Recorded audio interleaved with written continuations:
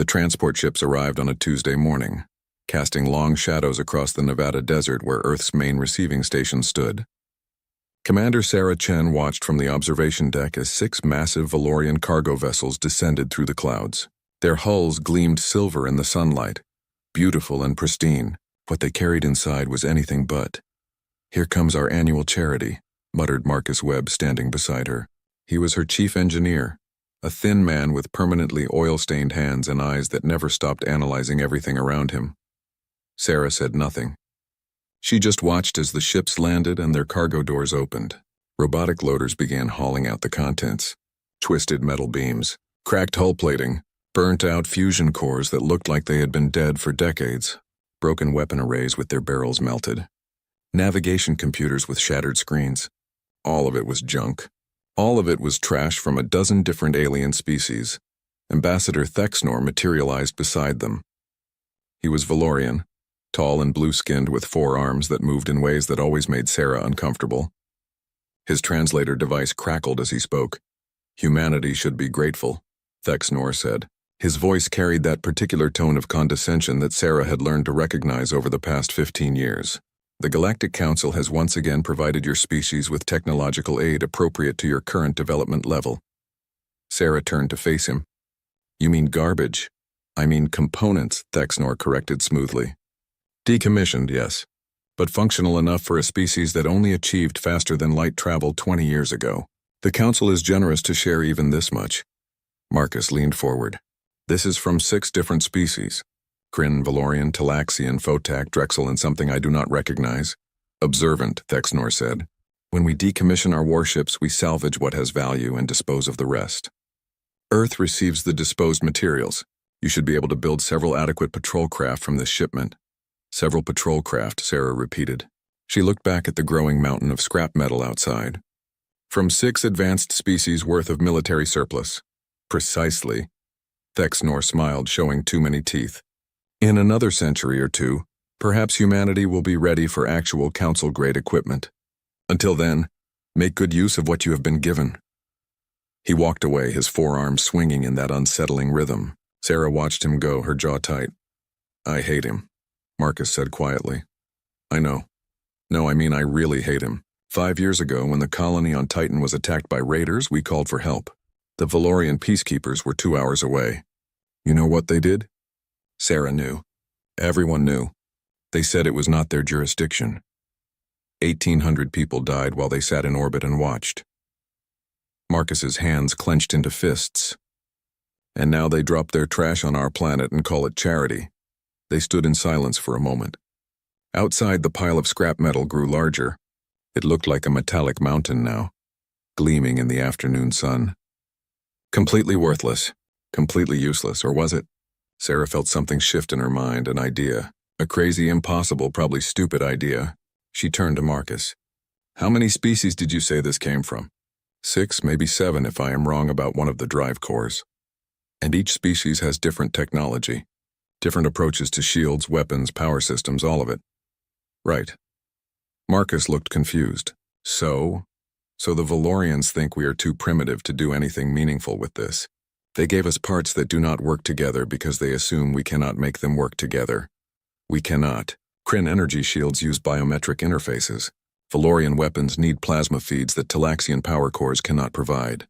Photak phase metal requires quantum stabilization that none of the other tech supports. It is all incompatible, Sarah smiled. It was not a nice smile. Incompatible by their standards. Marcus stared at her. She could see his brain working, racing through the possibilities. His eyes went wide. "You cannot be serious. Why not? They gave us Kryn shields, Valorian guns, Talaxian computers, Drexel propulsion, Photak hull materials. What if we stopped trying to use them separately and started using them together? That is insane. No species has ever successfully integrated alien tech like that. The power requirements alone would..." He stopped. "Wait, human manufacturing processes are different. We use different metals, different welding techniques, different programming languages. What if that is exactly what we need? What if we took all of this junk," Sarah said slowly, "and built one ship instead of several patrol craft? One ship that combines technology from 6 different species in ways they never imagined?" Marcus was quiet for a long time. Outside, the Valorian transport ships were taking off, their job complete. They would return to the stars, confident that they had done their duty to the primitive humans. Confident that humanity would remain exactly where the Council wanted them, weak, dependent, and grateful. It would take years, Marcus finally said. We would need resources, a facility, a crew that could work with alien technology, and we would have to do it in secret because if the Council found out, they would shut us down immediately. I know an old orbital facility, Sarah said, built during the Mars expansion, abandoned when the funding ran out. It is off the official logs. We could work there. You are really serious about this. I am tired of being treated like children, Marcus. I am tired of watching them look down at us. I am tired of patrolcraft and gratitude and knowing our place. She looked at him. 15 years ago, humanity joined the Galactic Council as a third-tier species. We are still a third-tier species. Nothing has changed. Nothing will change unless we force it to change. Marcus looked at the scrap pile. Then he looked at Sarah. Then he started to smile. It was the same kind of smile she had given him. Not nice, not safe, but full of possibilities. We would need a team, he said. Engineers who think outside the box. People who are not afraid to break rules. Probably some folks the Council has already dismissed as troublemakers. I know exactly who to recruit. And a name. If we are going to build the impossible, it needs a name. Sarah thought about it. She thought about humanity's history. About all the times they had been told something was impossible, and had done it anyway. About flying too close to the sun and doing it with a smile. Icarus Rising, she said. Marcus laughed. The aliens will not get the reference. That is exactly why it is perfect. They stood together, looking at the mountain of scrap metal that was supposed to keep humanity in its place. But Sarah did not see trash anymore. She saw components. She saw possibility. She saw the beginning of something that would make the Galactic Council regret their condescension. They had given humanity scrap metal and expected gratitude. They were going to get a revolution instead. The abandoned orbital facility hung in space like a forgotten dream. Station Prometheus had been built 20 years ago during humanity's ambitious push to colonize Mars. The funding had dried up halfway through construction. Now it floated in a dead orbit between Earth and the Moon. Too expensive to finish and too massive to decommission. Its existence had been quietly removed from official records, which made it perfect. Sarah stood in what would have been the main engineering bay, watching as the first shipment of scrap arrived. The space was enormous, big enough to hold 3 cruise ships side by side. The walls were bare metal. The air recyclers coughed and wheezed, and half the lights did not work. It was home. First load is here, Marcus announced, floating through the zero gravity with natural ease. Behind him came 6 containers, each the size of a bus, guided by magnetic tethers. I started with the most promising pieces. Kryn shield generators, Valorian weapon arrays, and something interesting I found in the pile. Interesting how? See for yourself. They opened the 3rd container together. Inside, nestled in protective foam, was a sheet of metal that seemed to shift colors in the light. One moment it was silver. The next it was deep blue. Then it was almost translucent. Photak phase metal, Marcus said reverently. The Photak use it for decorative purposes. They think it is pretty but useless. They are wrong. Sarah reached out to touch it. The metal felt warm under her fingers, almost alive. Wrong how? The Photak never figured out that phase metal can bend space if you hit it with the right energy frequency. They use it for wall panels and art. We could use it for hull plating that makes us partially intangible. You can do that? I think so, maybe. Probably I need to run about 1,000 tests first. Marcus grinned. But yes, I think we can make it work. Over the next 3 months, the team grew. Sarah recruited carefully. She wanted engineers who had been dismissed by the Council as too radical, too unconventional, too human. She wanted people who looked at rules and saw suggestions. She wanted troublemakers. She got them. Jin Park arrived first. She had been fired from 3 different Council research positions for unauthorized experimentation. She took one look at the Kryn biointerface shield technology and laughed. They said this was impossible for non-Kryn species to use. They were right. But they never tried using a neural bridge instead of a direct connection. Next came Dmitry Volkov, a weapons specialist who had been banned from Council facilities for dangerous innovations. He examined the Valorian plasma cannons with the care of an artist studying a masterpiece. These are designed to fire in 3-second bursts to prevent overheating. What if we do not care about overheating? What if we use them until they burn out, then swap in fresh ones? That is wasteful, Sarah said. That is human, Dmitri replied. The aliens build for efficiency and longevity. We build for results. There is a difference. The team assembled 20 engineers, 30 technicians, a dozen programmers who specialized in making incompatible systems talk to each other. They came from Earth's slums and Mars's failed colonies. They came from stations that had been abandoned and ships that had been scrapped. They were humanity's outcasts and they were perfect. The real work began. Problem, Jin announced during the 3rd week. The Kryn shields need a biometric interface. The Valorian weapons need plasma conduits that the Talaxian power cores cannot support. And nothing in this pile can provide the quantum stabilization needed for the phase metal. So we improvise, Marcus said.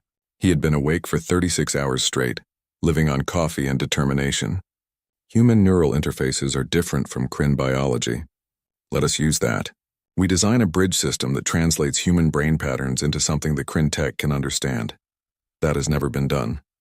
Correct. It has never been done by Kryn engineers. We are not Kryn. They worked in shifts around the clock. The station's corridors echoed with the sounds of welding torches and argument. Languages mixed together. Earth English blended with Mandarin, blended with Russian, blended with Arabic. The team came from everywhere, and they brought their different perspectives with them. Look at this, Dmitri called out one morning. He had the Valorian weapons laid out on a table, their internal components exposed. The plasma feeds are designed for steady flow. But what if we pulse them? Quick bursts of overloaded energy instead of constant streams?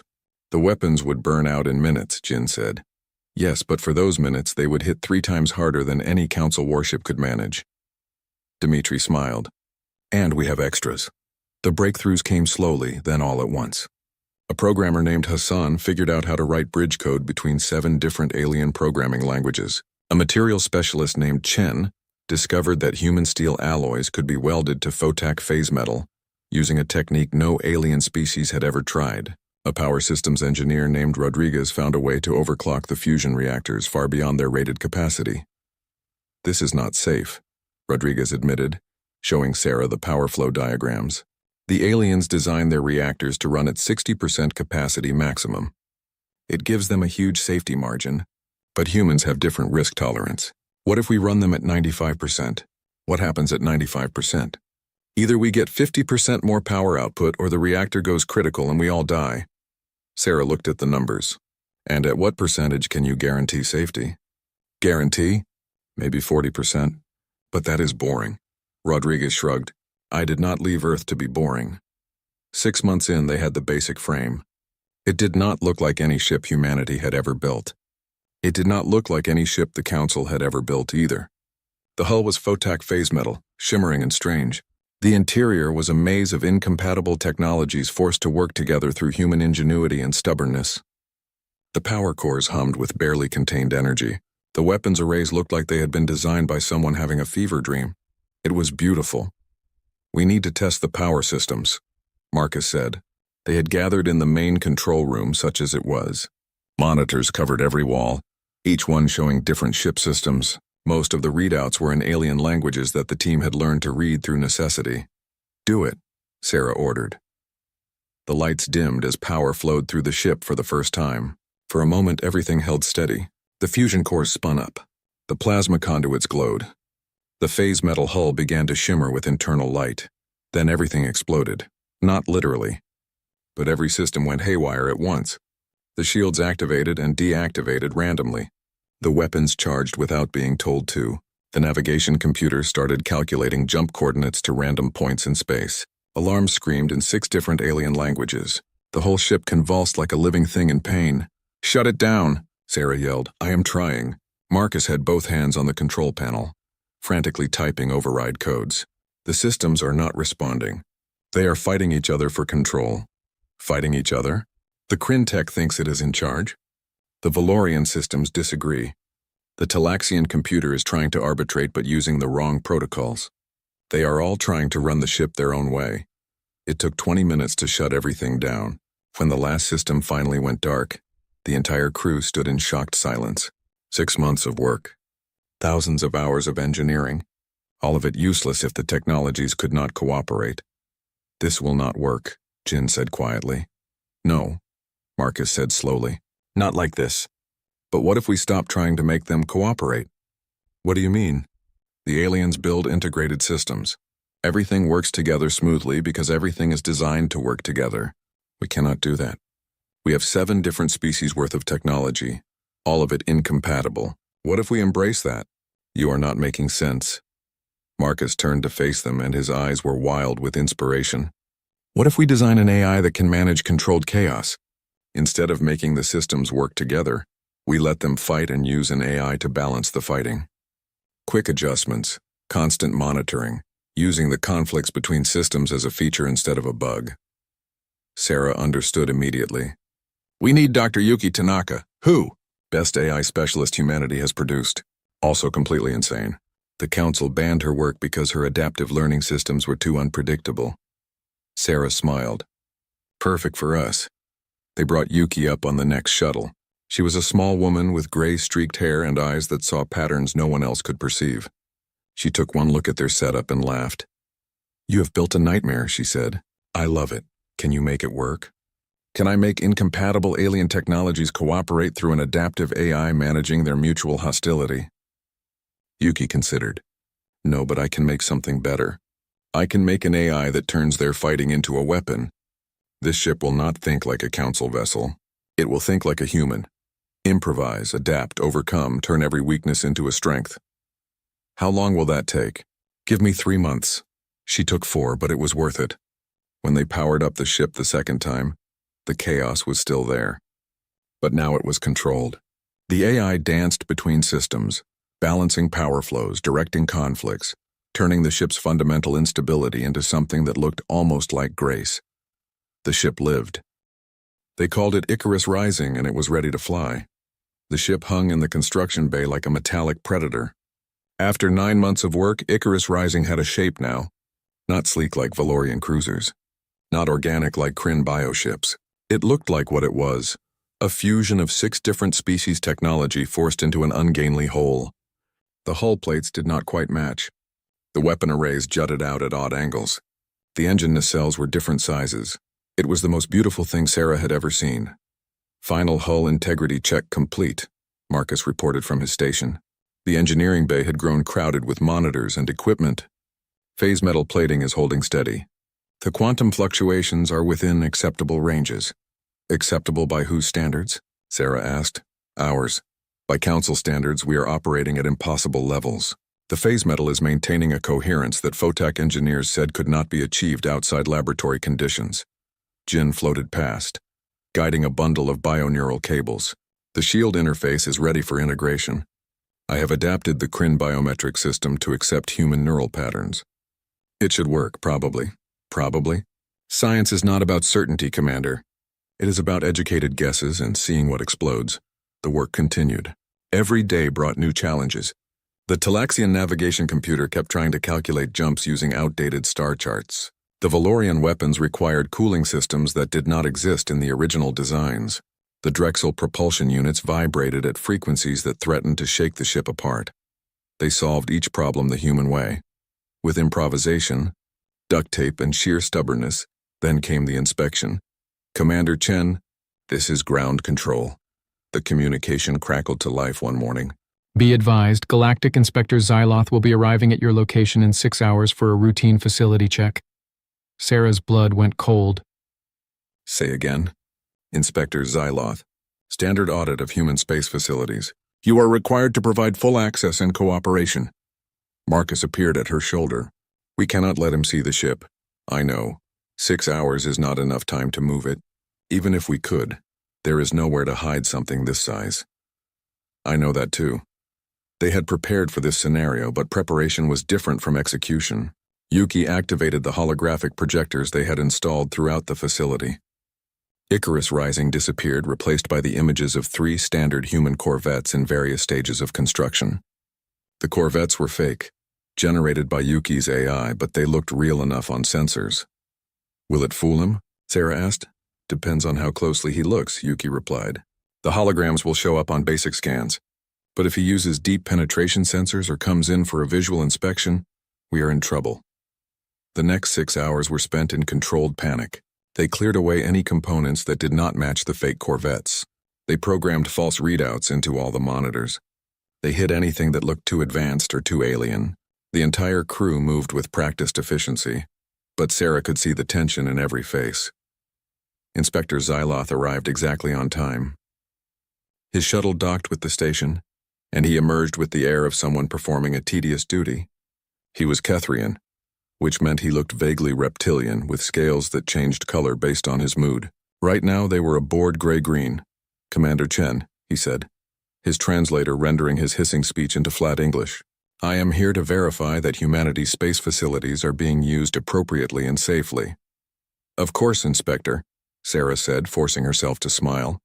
"We are honored by your visit." "Honored, yes." Zyloth's scales flickered with amusement. "Let us proceed with the inspection. I have 7 other facilities to visit this week." They showed him the living quarters first, then the supply depots, then the recycling systems and air processors. Zyloth examined everything with professional boredom, making notes on a data pad and asking occasional questions. Sarah answered them carefully, always truthful, never quite revealing the whole picture. "And the construction bay?" Zyloth asked finally. This was the moment. Sarah led him to the observation deck that overlooked the bay. Below them, the 3 holographic corvettes sat in their cradles, looking perfectly ordinary and perfectly human. 3 Corvette-class vessels, Sarah explained. "We are using the components from the Council's last shipment to build patrol craft for system defense." Zyloth studied the ships below. His scales flickered through several colors, gray, green, a hint of blue. Sarah's heart hammered in her chest. Could he tell? Was the hologram failing? "Adequate," Zyloth said finally. "Primitive, but adequate for your species' current needs. The Council will be pleased that you are making appropriate use of the provided materials." Sarah allowed herself to breathe. Then Zyloth turned to her, and his scales flashed orange. "However, I am detecting some unusual energy signatures. Power fluctuations that seem excessive for standard Corvette construction. Would you care to explain?" Marcus stepped forward smoothly. Yes. We have been experimenting with overclocking our fusion reactors, trying to squeeze a bit more efficiency out of them." "Overclocking?" Zyloth's scales deepened to orange-red. "That is dangerous. Council safety protocols specifically prohibit such practices. With respect, Inspector, we are human. We have different safety tolerances than Council species. Different tolerances or different regard for safety." This was going wrong. Sarah could see it spiraling out of control. She needed to change the subject, redirect his attention, anything to keep him from looking too closely. "Inspector," she said quickly, "I have heard that Kethrians have an appreciation for fine liquors. We recently received a shipment of Earth whiskey. Rare stuff aged for 50 years. Would you care to try some?" Zyloth's scales shifted, considering. The orange faded back to green. That would be acceptable. For diplomatic purposes. They retired to Sarah's office.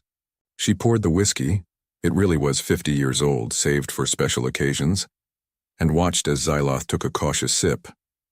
His scales rippled through several colors before settling on a pleased blue-green. "This is excellent," he admitted. "Earth may be primitive in many ways, but your fermentation techniques are remarkable." "Thank you, Inspector." They talked for an hour about everything except the ship. Sarah played the role of the humble human commander, grateful for Council guidance, eager to learn from superior species. She hated every moment of it, but she smiled and nodded and poured more whiskey. When Zyloth finally left, his scales were a warm blue, and his data pad contained nothing but routine observations. The inspection was complete. They were safe for now. "That was too close," Marcus said when they were alone again. "If he had used deep sensors, if he had asked to see the ships up close." "But he did not," Sarah said. "Arrogance saved us. He expected to find exactly what he found because he cannot. Imagine humans building anything more advanced. The next inspection might not go so. Well, then we better be ready to fly before the next inspection." But being ready to fly and actually flying were 2 different things. 3 days later, they attempted their first power-up test with all systems integrated. Sarah watched from the control center as Marcus ran through the startup sequence. "Fusion cores online," Marcus reported. "Power at 30% and rising. 40%, 50%. The ship hummed with energy. So far, so good. Shield generators activating. Weapon system standing by. Navigation computer synchronized. Keep going, Sarah ordered. 70% power.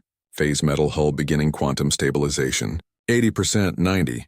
Then everything went wrong again. The ship lurched sideways, throwing sparks. Alarm screamed. The phase metal hull flickered between solid and translucent. The weapons charged spontaneously. The shields pulsed in random patterns. Full system failure, someone yelled. No, Yuki said calmly from her station. Not failure, learning. What? The AI is learning how to balance the systems. Let it work. We are losing hull integrity on sections 3 through 7. Let it work. Sarah made the hardest decision of her command career. Stand down. Let the AI handle it. The crew stared at her like she had gone insane, but they obeyed. And as they watched, something remarkable happened. The chaos began to resolve itself. The AI made millions of micro-adjustments, balancing power flows, redirecting energy, finding harmony in the discord. The hull stabilized. The weapons powered down. The shields found their rhythm. After 5 minutes, the ship was purring like a contented cat. System stable, Marcus reported, wonder in his voice. All readings nominal. Better than nominal, actually. We are operating at levels that should not be possible. The AI needed to learn the ship under stress, Yuki explained. Now it knows. Now it can compensate. This ship will never fly smoothly like a council vessel, but it will fly effectively like a human vessel. There is a difference. Sarah looked at Icarus rising through the observation window, the ship that should not exist. The ship built from 7 species trash, the ship that had just proven it could work. How long until we can attempt a flight test? She asked. 2 weeks if we are lucky, Marcus said. 1 month if we are realistic. 6 months if we want to be safe. We have been working on this for almost a year. I am tired of safe. Get it flight ready in 2 weeks. Commander, 2 weeks, Marcus. Because I just received intelligence that makes waiting impossible. Sarah pulled. The test flight nearly killed them all. Sarah strapped herself into the command chair, feeling the neural interface connectors press against the back of her neck. The bridge was small, cramped, filled with jury-rigged displays that showed readouts in 6 different alien languages. Marcus sat at engineering. Jin handled shields and sensors. Dmitri controlled weapons. Yuki monitored the AI. 20 other crew members occupied stations throughout the ship. All personnel secured, Marcus reported. Fusion cores at optimal power. This is either going to work or create a very impressive explosion. Comforting, Sarah said. Yuki, is the AI ready? The AI is ready. Whether we are ready for the AI is a different question. That is also comforting. Everyone take a breath, here we go. Thrusters to station keeping. The ship shuddered. Small maneuvering thrusters fired, pushing Icarus rising away from the docking clamps. For a moment, everything held steady. The ship drifted clear of Station Prometheus, turning slowly in the darkness of space. So far so good, Jin said. That was when the hull plating started falling off. Not all of it. Just 3 panels from the port side. They tumbled away, spinning lazily, revealing the internal structure beneath. Alarms blared. Red lights flashed across every console. Hull breach, Marcus shouted. Sections 12 through 14 exposed to vacuum. Those sections are empty storage, Yuki said calmly. No personnel at risk. That is not the point. The hull is literally falling apart. Sarah gripped her armrests. Can we stabilize it? Working on it. Yuki's fingers danced across her controls. The phase metal was not properly aligned. The quantum bonding failed under thrust stress, adjusting the resonance frequency. The remaining hull plates flickered, shifting through several colors. Then they solidified, locking together with a harmony that had not existed before. The alarms quieted. Hull stable. Marcus reported, disbelief in his voice. Actually, hull integrity is better than before. The phase metal has synchronized. It needed stress to find its proper configuration, Yuki explained. Think of it like muscles. You cannot know their strength until you push them. Can we continue? Sarah asked. Only one way to find out. Main engines ahead slow. The Drexel propulsion units ignited. Power flowed through alien conduits never designed to work together. The ship moved forward, accelerating into the black. The vibrations Marcus had worried about started immediately, but the AI compensated, adjusting thrust vectors on the fly. They flew for 10 minutes. Just a simple cruise through empty space. But it worked. Icarus Rising flew. Then they tried the jump drive. Calculating coordinates, Jin announced. Simple short jump. 1,000,000 kilometers. Should be easy. Should be, Marcus echoed. That phrase makes me nervous. Jump in 3, 2, 1, Mark. The universe twisted. Sarah felt it through the neural interface. Space folded wrong. The jump drive, cobbled together from Talaxian components and Valorian field generators, was supposed to create a smooth transition through subspace. Instead, it ripped a hole in reality and threw them through it like a cannonball. The jump took 2 seconds.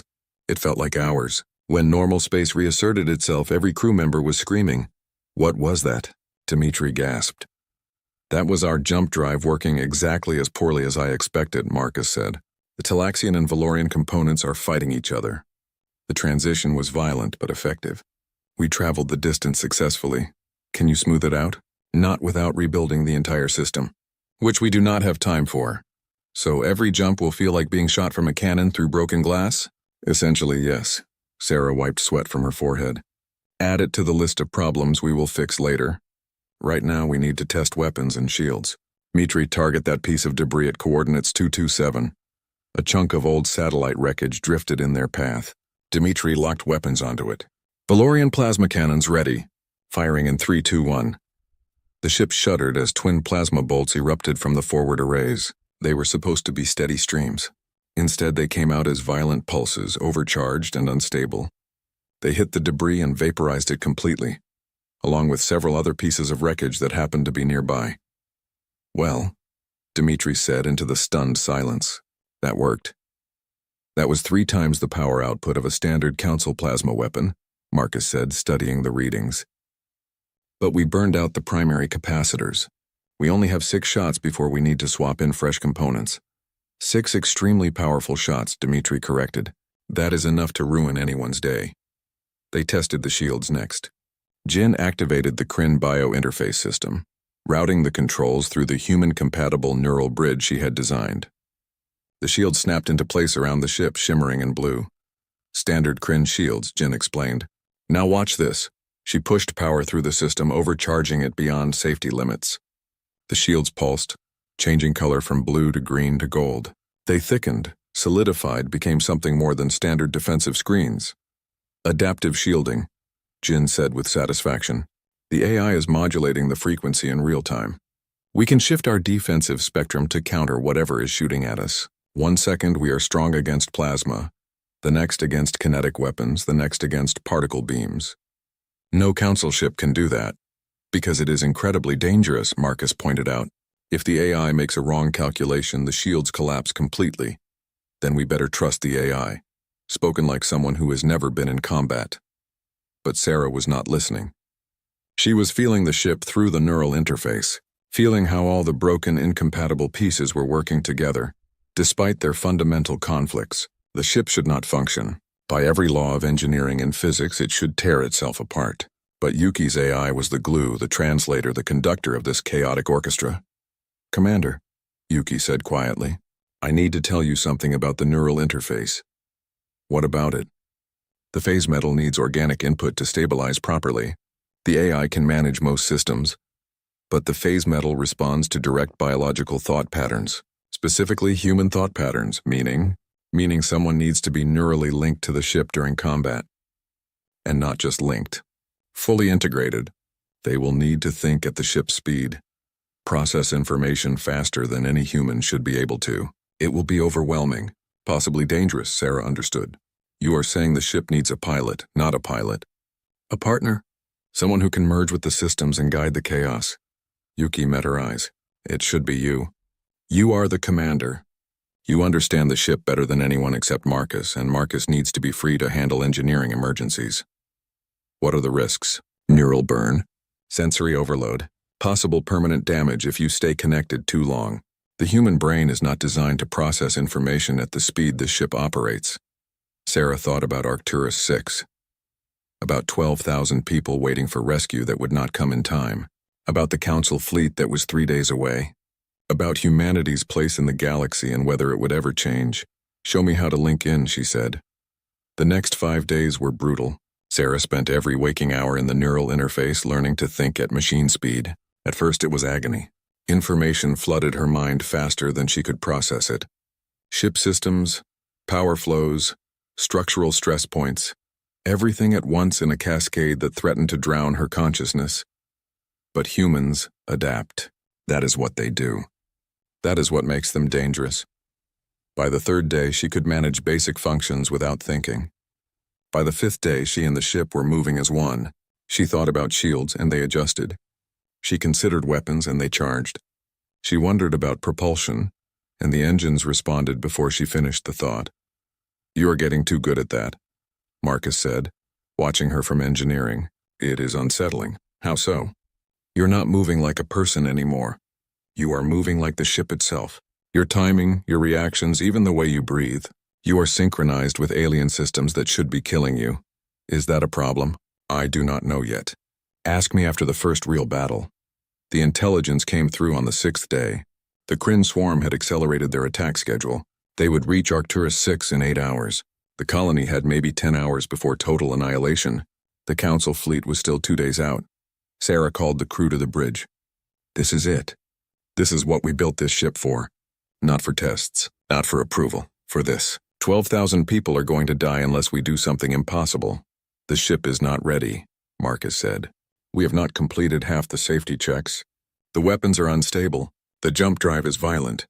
The shields are experimental. We are basically flying a bomb that might go off at any moment. I know. We could die. I know that too. And we are going to do it anyway?" Sarah looked around the bridge. At Marcus with his oil-stained hands. At Jin with her reckless grin. At Dimitri and his love of dangerous weapons. At Yuki and her impossible AI. At every single crew member who had spent a year building something that should not exist. "We are human," Sarah said. "Doing impossible things is what we do. Everyone strap in. Plot a course for Arcturus 6. Let us go introduce the galaxy to Earth's first real warship." "It has a name," Marcus said quietly. "We should use it." Sarah smiled. "You are right. Icarus Rising, prepare for combat jump. All hands to battle stations. Let us fly toward the..." They came out of jump space like a meteor. The violent transition threw everyone against their restraints, but they were alive and they were here. Arcturus 6 hung before them, a blue-green world with white clouds and one small continent. Beautiful. Peaceful. Under siege. The Kryn bioships surrounded the planet like a swarm of insects. 47 contacts on sensors. Each one was alive in ways that made human ships seem dead by comparison. They pulsed with bioluminescence, their hulls made from grown organic materials. Their weapons biological rather than mechanical. They were besieging the colony's orbital platforms, systematically destroying the defenses.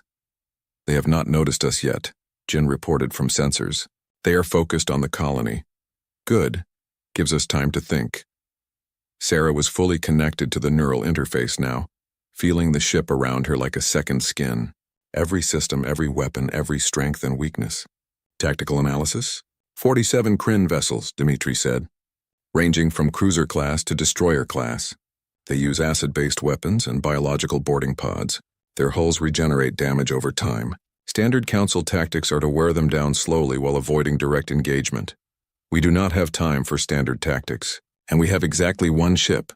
One very unusual ship, Marcus added. They have never seen anything like us before. That is our advantage.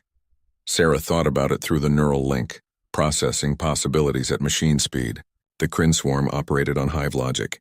They attacked in coordinated patterns, overwhelming defenses through sheer numbers. They expected enemies to fight defensively, to retreat, to try to outlast their assault. What if she did the opposite? "New plan," Sarah announced. "We attack! Attack!" Marcus's voice went up an octave. "Did you say attack them? All 47 of them?" "That is the plan." "That is suicide. That is human." Sarah's hands moved over controls before her conscious mind finished the thought, the neural link accelerating her reactions. "They have never fought a ship like ours. Let us use that. Jin shields to maximum. Dimitri, charge all weapons. Marcus, I need every bit of power you can give me." "You have got it," Marcus said. "Also, you are insane." Noted. Engaging. Icarus Rising dove toward the Kryn swarm. The bioships noticed immediately, turning with organic grace to face this new threat. 12 of them broke off from the attack on the colony, moving to intercept. "They are trying to surround us," Jin warned. Classic Kryn tactic. They will use coordinated strikes from multiple angles. Then we will not be where they think we are. Activating phase shift. Sarah pushed power through the phase metal hull. The Photak had never figured out what their decorative metal could really do, but Sarah knew. The hull flickered, became translucent, shifted partially out of normal space. The first wave of Kryn acid projectiles passed through the ship like it was not there. Impossible, Jin gasped. The phase shift is holding. We are partially intangible. Only for a few seconds, Yuki warned. The power requirements are enormous. We cannot maintain this for long. Don't need long. Just need them confused. Sarah brought the ship back into normal space directly in the middle of the Kryn formation. Dmitri, fire everything. The Valorian plasma cannons erupted. Not steady streams. Violent pulses of overcharged energy. 6 shots, one after another, each one burning out capacitors but hitting with 3 times the expected force. 3 Kryn bioships simply ceased to exist, vaporized before they could react. 2 more were crippled, their organic hulls burning. 5 down, Dmitri yelled, swapping to backup weapons. The remaining 7 ships in the immediate area returned fire. Acid projectiles and biological spines hammered against Icarus Rising's shields. The shield harmonics shifted, adapting, changing frequencies to counter the attacks. Jin's adaptive shielding was working, but barely. Shield stress at 70%, Jin reported. We cannot take many more hits and then we don't get hit. Hold on. Sarah threw the ship into a roll that no council vessel could have managed. The incompatible propulsion systems, the unbalanced design, all the things that should have made Icarus Rising clumsy instead, made it unpredictable. She dove under a bioship's strike, came up firing, destroyed it with a particle beam from the Drexel weapons array. 6 down. The rest of the Kryn swarm was reacting now. 35 ships turned toward them, abandoning the attack on the colony. Good. That was what Sarah wanted. Keep their attention. Keep them focused on the weird human ship instead of the defenseless colonists. They are forming up, Jin said. Coordinated assault pattern. They are going to hit us from all sides at once. Marcus, can we do another phase shift? Not yet. The capacitors need another 30 seconds to recharge. We do not have 30 seconds. Then you better think of something else. Sarah's mind raced, processing tactical data through the neural link faster than any human should be able to think. The Kryn ships were moving into position. In 10 seconds, they would fire. In 15 seconds, Icarus Rising would be torn apart by concentrated weapons fire from dozens of directions at once. Unless, Yuki, the jump drive, the violent transition. Can we do a micro jump? What? No. The calculations alone would take minutes. The AI can calculate faster. Can we jump a short distance? 1 kilometer? That is insane. Micro jumps are unstable. We could end up inside a planet or scattered across 10 light years. Can you do it? Yuki's fingers flew across her console. The AI says maybe, possibly, probably not, but we might survive. Good enough. Calculating jump point now. Sarah fed the coordinates directly through the neural link. 1 kilometer toward the planet right behind the main Kryn formation. Jumping in 3, 2, 1. Space folded wrong. The universe screamed. They appeared behind the Kryn swarm, and for one perfect moment the enemy had no idea where they were. Every bioship was aimed at where Icarus Rising had been, not where it was now. Sarah did not waste the moment. All weapons. Concentrated fire on the largest ship. Now every weapon system on Icarus Rising fired at once. Plasma, particle beams, kinetic projectiles, everything. The massive Kryn command ship, the Queen vessel coordinating the entire swarm, took the full barrage. Its organic hull bubbled and burned. It tried to regenerate, tried to heal, but there was too much damage too fast. It died, and with it, the swarm coordination died. The remaining Kryn ships scattered. Their hive mind disrupted by the loss of their leader. Some continued attacking. Others tried to flee.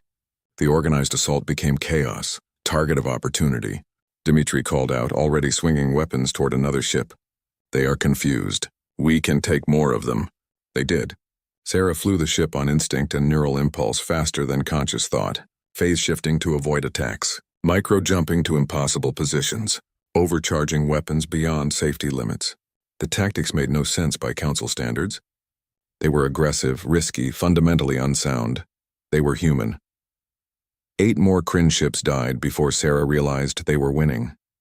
Not just surviving, actually winning. The swarm was breaking apart, losing cohesion. Ships were fleeing into jump space, abandoning the attack. Shields at 20%, Jin warned. We are almost done. So are they. Keep firing! 2 more ships destroyed. Then 3 more fled. The remaining Kryn vessels, seeing the battle was lost, chose survival over victory. They jumped away one by one, leaving their dead floating in space around Arcturus 6. Then it was over. Silence filled the bridge. Every crew member stared at their displays, not quite believing what had just happened. 1 human ship, 1 impossible jury-rigged, shouldn't-even-function warship had just defeated 47 Kryn bioships. Did we just do that? Marcus asked quietly. Status report, Sarah said, her voice steady despite the adrenaline flooding her system. Damage? Shields collapsed, Jin reported. Hull integrity at 60%. Multiple systems burned out. Half our weapons are offline. We are leaking coolant from 3 different sections. Casualties? Minor injuries only. No fatalities. Then we won. Sarah started to smile. Then the neural burn hit her. Pain exploded through her skull. She had been connected to the ship for too long, processing information too fast, thinking at speeds the human brain was never designed to reach. The price came due all at once. She screamed, "Commander!" Marcus was out of his seat, running toward her. Someone cut the neural link, now. Hands fumbled at the connectors on the back of her neck. The interface disconnected. The ship's presence in her mind vanished. She was alone in her own head again, and it felt like falling. Sarah slumped in her chair, barely conscious. Her last thought before the darkness took her was that they had done it. Against every odd, against every reasonable expectation. They had saved Arcturus 6. They had proven that humanity belonged. And somewhere, the Galactic Council was about to learn that giving humans scrap metal and expecting gratitude had been a terrible mistake. When Sarah woke up, Marcus was there. They were in the medical bay, such as it was.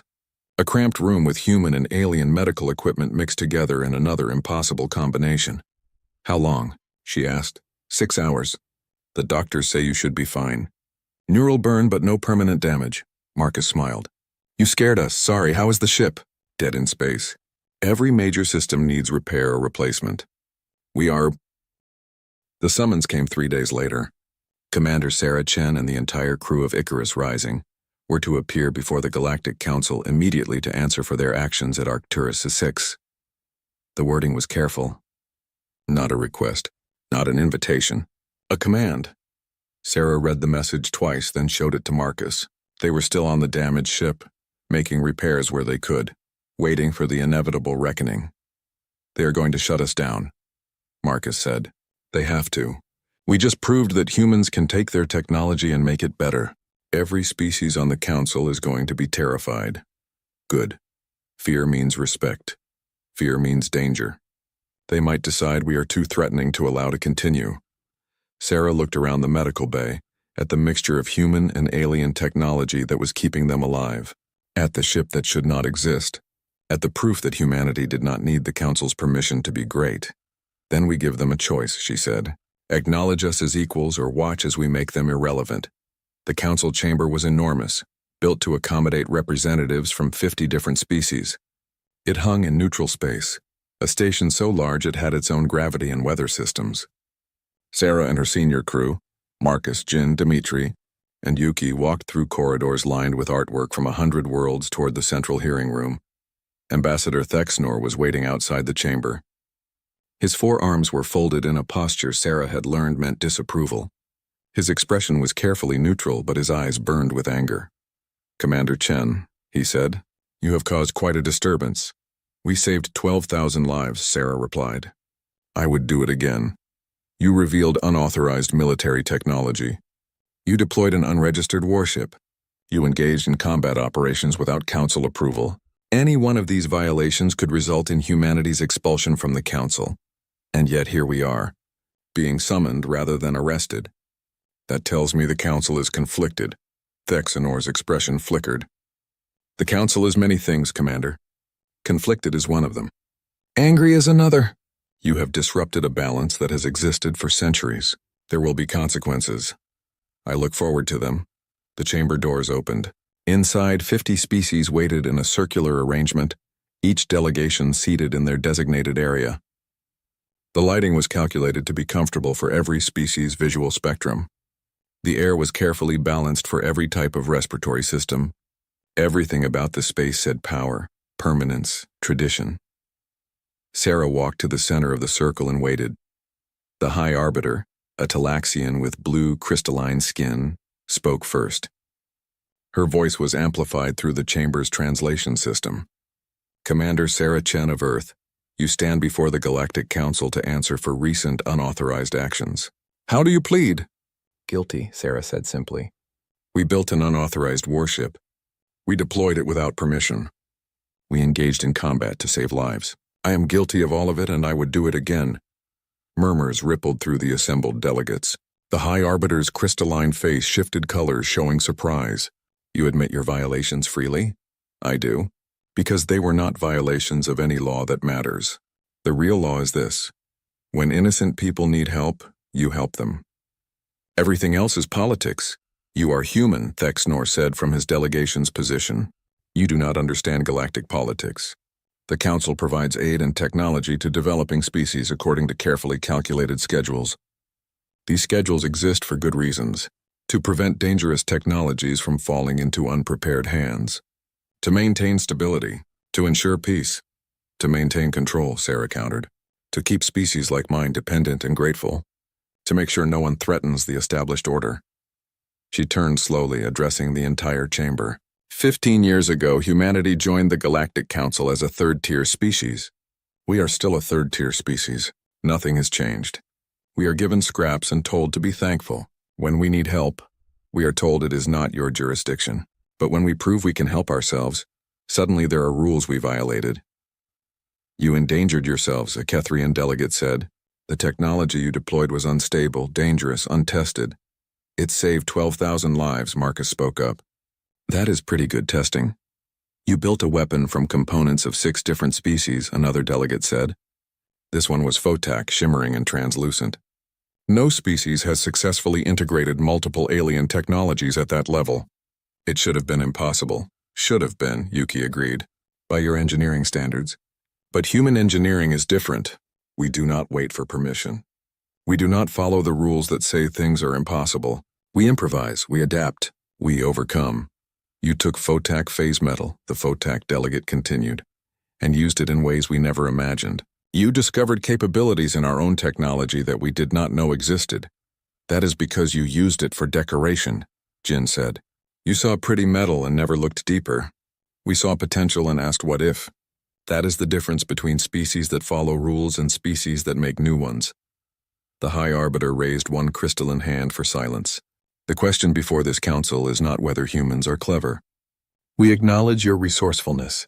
The question is whether you are dangerous, whether allowing you to continue developing hybrid technologies threatens galactic stability. Threatens your control, you mean, Sarah said. Let me ask a different question. How many species on this council could have saved Arcturus VI in time? Your fleet was 3 days away. 12,000 humans would have died. We were 6 hours away. We acted, we saved them. And now you want to punish us for it because we did not ask permission first? You do not understand what you have started, Thexnor said. If other species learn that human engineering can combine their technologies, if the specifications for your hybrid ship become public, then every species in the galaxy will be able to build better ships, Sarah interrupted. Is that what terrifies you? That other developing species might stop being dependent on council charity? The chamber erupted. Delegates argued with each other in a dozen languages. Some called for humanity's immediate expulsion.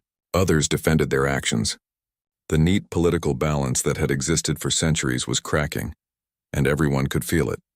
The High Arbiter called for order. It took several minutes to restore quiet. Commander Chen, the Arbiter said finally, you have put the Council in an impossible position. We cannot allow unregulated military development, but we also cannot ignore that your actions saved lives when Council forces were too distant to help. We require time to deliberate. This hearing is recessed. No, Sarah said. The chamber went silent. Delegates stared at her. The High Arbiter's crystalline face shifted to a dark, dangerous purple. What did you say? I said no. No more deliberations, no more committees. No more waiting for the Council to decide what humanity deserves. Sarah pulled a data chip from her pocket and held it up. This contains complete specifications for Icarus Rising. Every system, every integration technique, every innovation we developed. I am going to do something with this chip in the next 10 minutes. What I do depends on you. Is that a threat? Thexnor demanded. It is a choice. Option 1. The Council acknowledges humanity as a second-tier species with full shipbuilding rights, equal technology access, and a vote in Council matters. In exchange, we share our integration techniques with all Council species through proper channels. And Option 2. I release these specifications publicly. Right now, every species in the galaxy, Council members and non-members alike, gets access to hybrid ship technology. The developing species you have been keeping dependent suddenly have the ability to build warships that rival your fleets. The entire power structure of galactic civilization changes overnight. The chamber exploded again. Delegates were on their feet, shouting. Threats and counteroffers filled the air. The High Arbiter called for order, but no one was listening. Then the Photak delegate stood. The entire Photak delegation stood. Their translucent forms shimmered with decision. Enough, the Photak delegate said, his voice cutting through the chaos. We have heard enough. The humans have proven something we did not want to believe. They saw value where we saw waste. They found potential where we saw limits. They saved lives while we followed procedures. He turned to face Sarah directly. The Photak delegation votes to recognize humanity as a second-tier species. More silence. Then the Drexel delegate stood. The Drexel delegation agrees. These humans deserve recognition. One by one, other delegations stood. Not all of them. Thexnor and the Valorian delegation remained seated, furious. The Kethrian stayed seated. Several others refused to move. But enough stood. Enough agreed. The High Arbiter watched the chamber for a long moment. Then, her crystalline face shifting to a resigned blue, she spoke. By vote of this council, humanity is hereby recognized as a second-tier species with all associated rights and privileges. Shipbuilding restrictions are lifted. Technology access is granted. This is the decision of the council. Sarah lowered the data chip. Around her, the crew let out breaths they had been holding. Marcus was grinning. Jin looked ready to cry. Dimitri and Yuki just looked stunned.